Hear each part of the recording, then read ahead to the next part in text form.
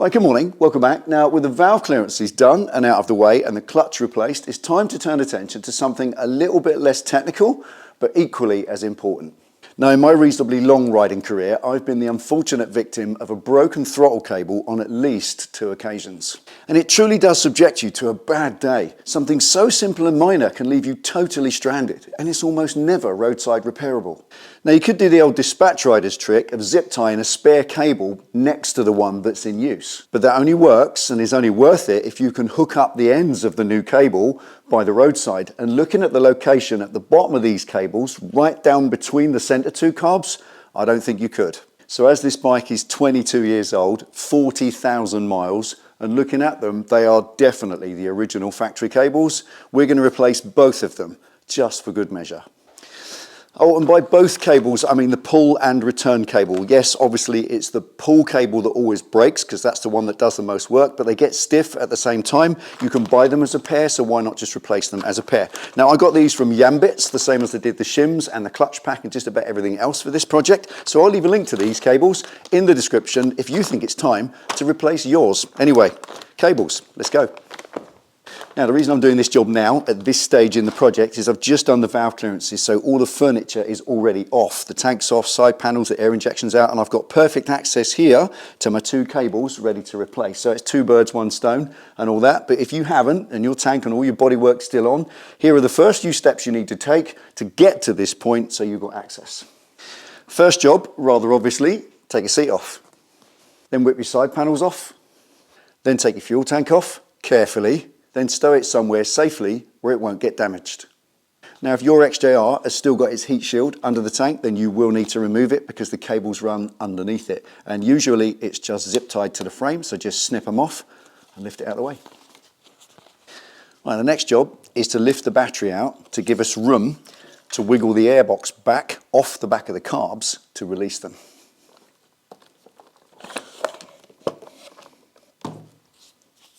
Now the next thing is to actually shift that airbox back by as much as you can. Now apart from being connected to the back of the carbs by the ring clips, obviously there are 3 other bolts that connect the airbox to the frame. 2 here and 1 here at the front. And as you can see on my bike, only one of those 3 bolts is present, so I'll replace the other 2 at the end when I reassemble. But let's take that one out, then undo the ring clips.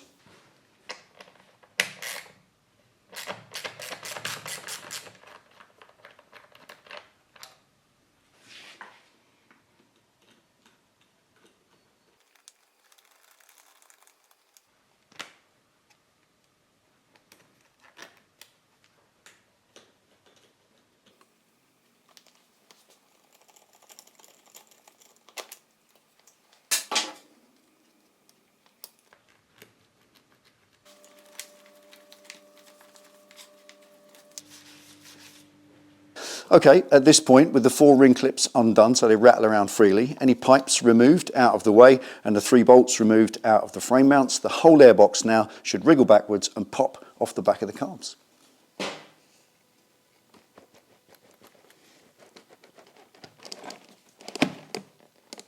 Right, the purpose of doing that is to give me some room to get the carbs backwards off the back of the engine. So same procedure, release the 4 ring clips, wriggle them backwards and pop, out they come. And then I can slide the bank of carbs out to the right and get access to those 2 cables right in the middle, which I can't quite reach at the moment. But not ready to do that yet. They can stay there just for a bit longer because the next thing is to release the cables from the top up by the handlebars.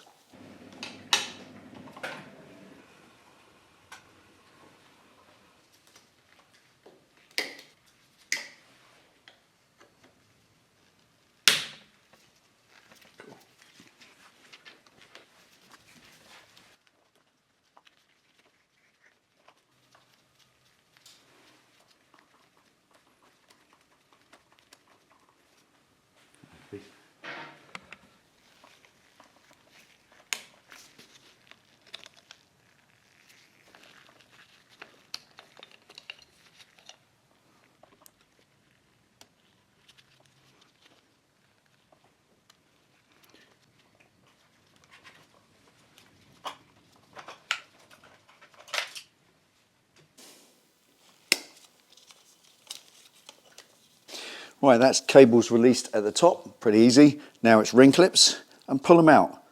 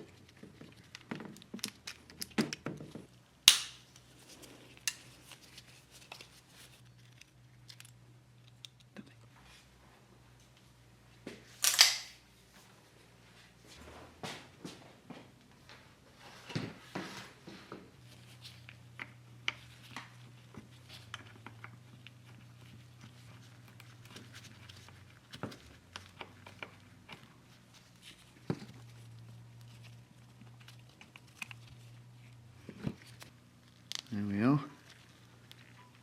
Starting to fray already. I wonder how long that had.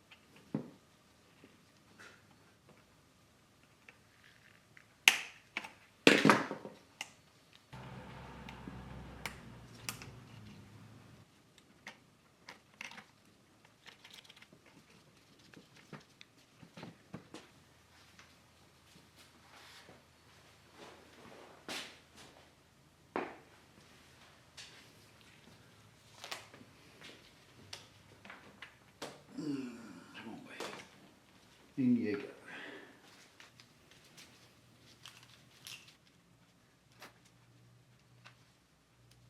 He doesn't.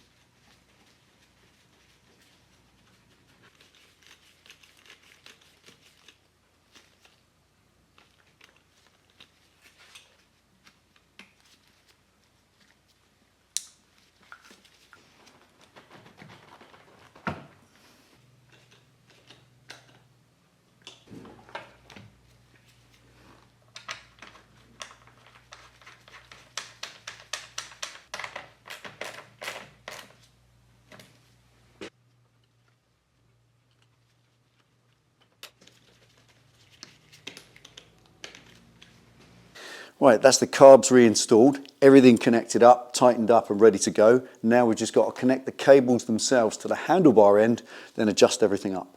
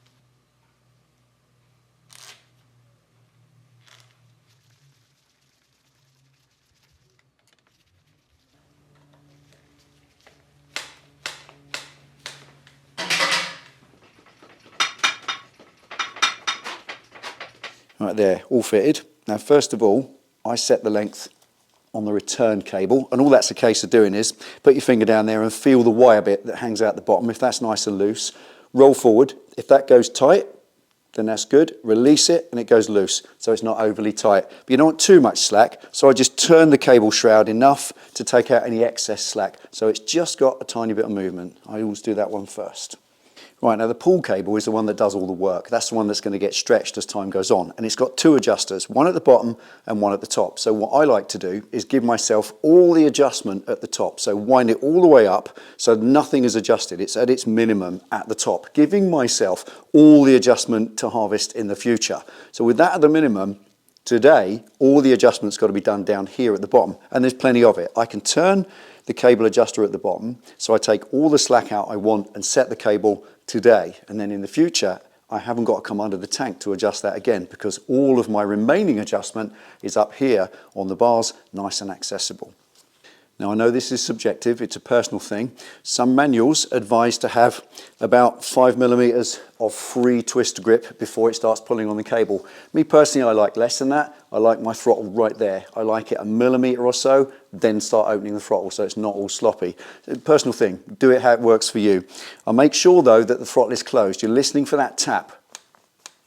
That sound is the throttle closing itself. It's the little throttle stop tapping, so I know the throttle's actually closed. And then when I look down at the cable, I see that little naked piece of cable down there that you can see. When you let the throttle go, it relaxes very slightly, just a little bit, just to make sure that it's absolutely closed. And now I've got that, I set it and lock it off like that, put the tank back on, and then I've got the remaining 90% of adjustment right up here at this bottle adjuster, ready for the future as that cable stretches and wears. Perfect.